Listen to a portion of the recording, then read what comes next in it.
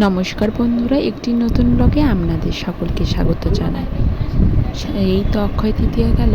অক্ষয় তৃতীয়া উপলক্ষে আমাদের বাড়িতে একটা ছোট করে সত্যনারায়ণ পুজোর আয়োজন করা হয়েছিল। পুজোর আয়োজনে সমস্ত কিছু জোগাড় করে আপনারা দেখুন ঠাকুরমশাই চলে এসেছেন। সমস্ত ফল কাটাও হয়ে গেছে, আর সেই সঙ্গে দেখুন ঠাকুরমশাই একবার সিন্নিটা মেখে নিয়েছেন। এই সিন্নি প্রসাদ খেতে কার ভালো লাগে বা লাগে না জানি না, আমার তো খুবই ভালো লাগে। মাসে অন্তত একবার মনে হয় যে সিন্নি প্রসাদ খেতে পারলে বেশ ভালো হতো।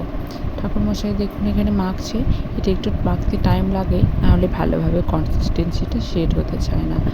আর এইদিকে দেখুন পুজো শুরু হয়ে গেছে। এত সুন্দর এই নারকেল কোড়াগুলো মুখে পড়লে এত সুন্দর খেতে লাগে, তেমনই লাগে টেস্টিফুল।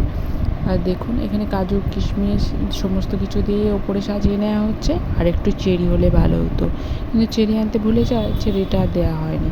তার সঙ্গে বিকেলবেলায় দেখুন এখানে একটা নতুন খাতার মিষ্টি এসেছে।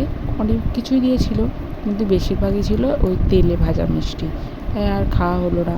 পরে যদিও দুটো খেয়েই নিয়েছিলাম, আর একদম কন্ট্রোল করতে পারছিলাম না।